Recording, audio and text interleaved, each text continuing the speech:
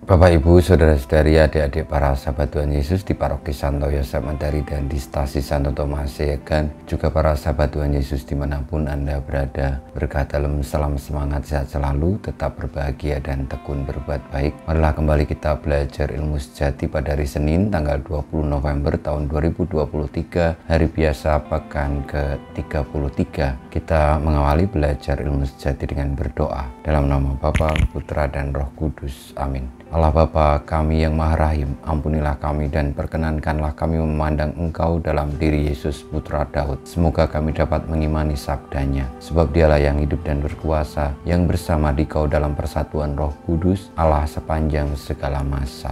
Amin. Para sahabat Tuhan Yesus terkasih, kita akan belajar ilmu sejati dari Injil Yesus Kristus menurut Lukas bab 18 ayat 35 sampai dengan 43. Ketika Yesus hampir tiba di Yeriko, ada seorang buta duduk di pinggir jalan dan mengemis. Karena mendengar orang banyak lewat, ia bertanya, "Ada apa itu?" Kata orang kepadanya, "Yesus orang Nazaret sedang lewat." Maka si buta itu berseru, "Yesus anak Daud, kasihanilah aku." Orang-orang yang berjalan di depan menyuruh dia diam, tetapi semakin kuat ia berseru, "Yesus anak Daud, kasihanilah aku." Maka Yesus pun berhenti dan menyuruh orang mengantar dia kepadanya. Ketika si buta itu sudah dekat, Yesus bertanya kepadanya, "Apa yang kau inginkan ku berbuat bagimu?" Jawab orang itu, "Tuhan, semoga aku melihat." Maka saat itu juga ia melihat, lalu mengikuti Yesus sambil memuliakan Allah. Seluruh rakyat menyaksikan peristiwa itu dan memuji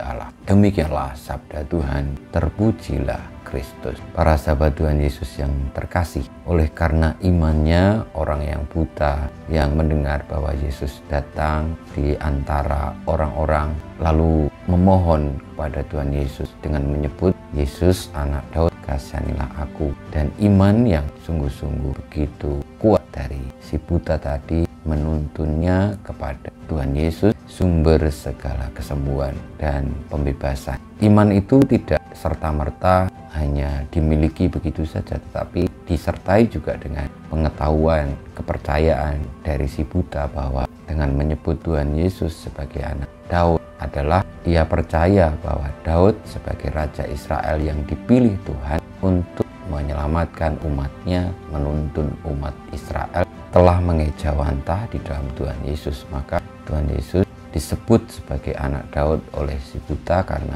ia percaya bahwa Tuhan Yesuslah yang dinubuatkan sebagai keturunan juga Raja Israel yang menuntun umatnya kepada kejayaan. Tuhan Yesuslah yang menjadi penolong Israel sejati setelah Raja Daud. Maka si buta meyakini bahwa Yesus adalah puncak keselamatan yang telah didahului oleh para nabi dan juga oleh Raja Daud.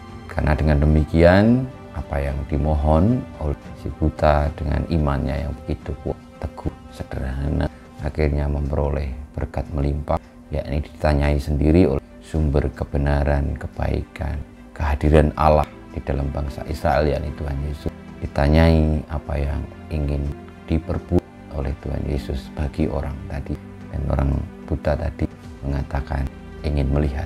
Semoga kita semua juga memiliki iman yang teguh, yang kuat di dalam percaya akan Kristus, sumber segala kebaikan, sumber segala penyembuhan, sehingga kita semua boleh melihat apa yang tidak terlihat, mendengar apa yang tidak terdengar, karena itulah yang diwartakan kepada kita kebenaran sejati, kebaikan abadi yang sebenarnya sudah hadir di dalam Tuhan Yesus.